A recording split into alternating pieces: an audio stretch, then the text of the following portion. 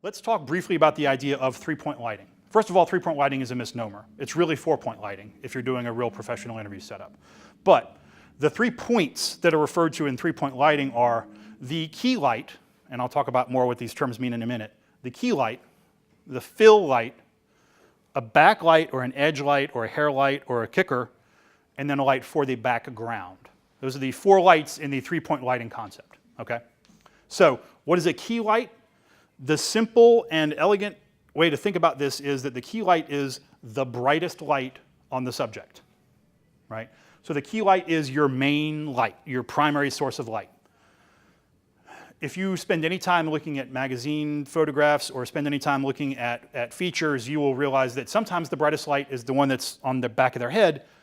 Let's not talk about 1% for now. Let's just talk in generalities about the general way to describe and execute interview lighting, right? So three-point lighting, your key light is going to be on one side of the camera.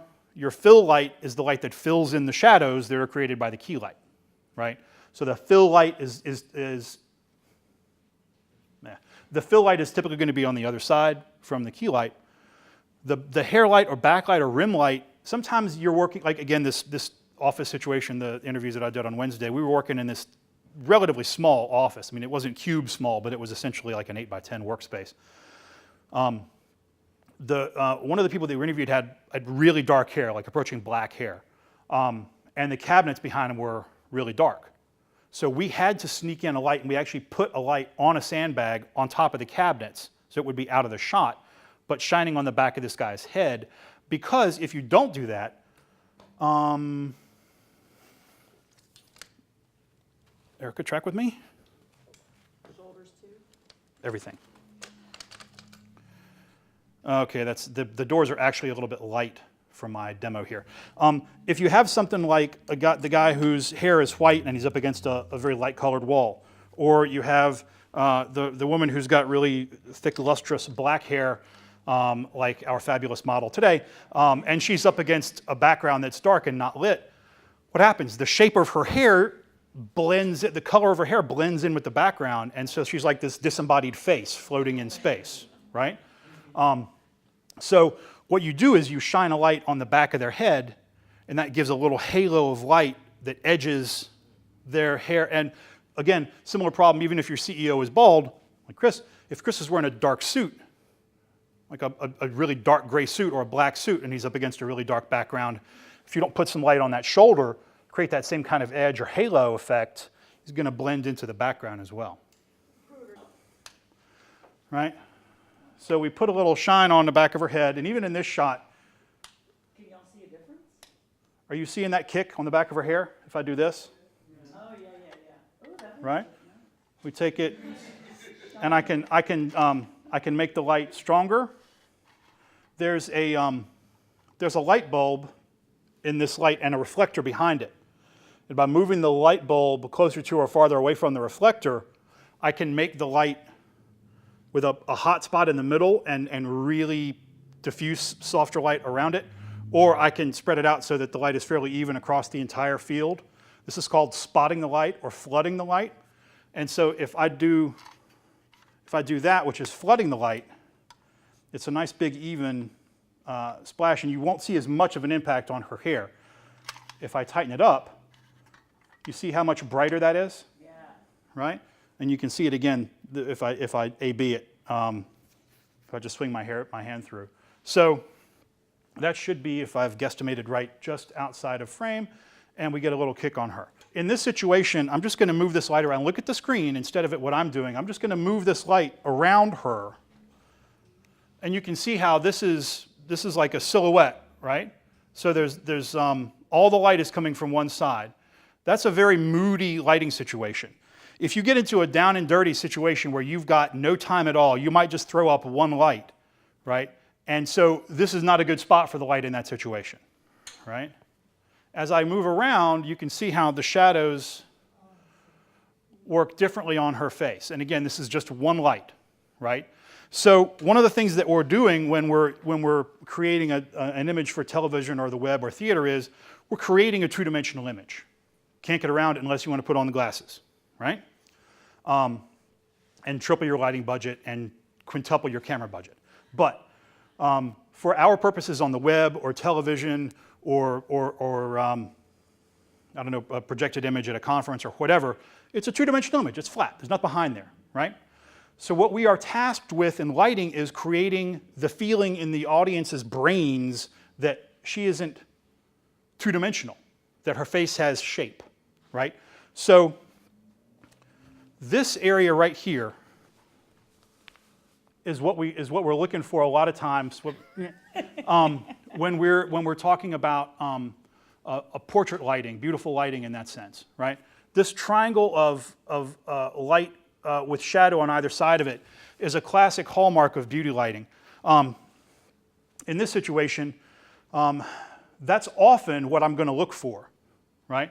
I'm going to light my key light, and this is, by the way, a point of some contention among directors of photography. So what I'm saying is not gospel and will vary by situation and by person. I'm typically in a normal interview situation lighting the broad side of her face. That is, she's on camera right, looking camera left. More of this side of her face is exposed to the lens, and I'm going to put most of my light over there.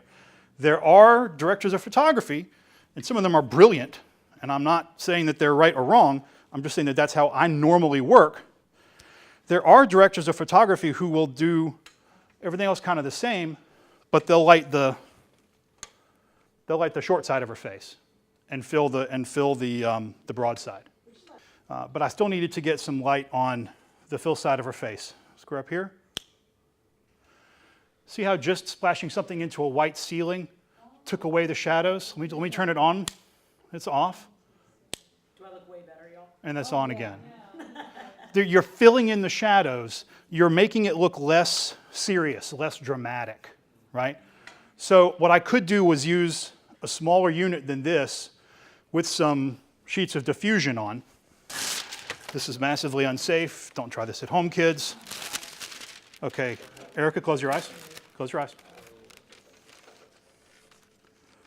All right, so we're going to do that. So I can actually put a direct light on her with some diffusion in it and have much the same. Yeah, that's a nice soft look.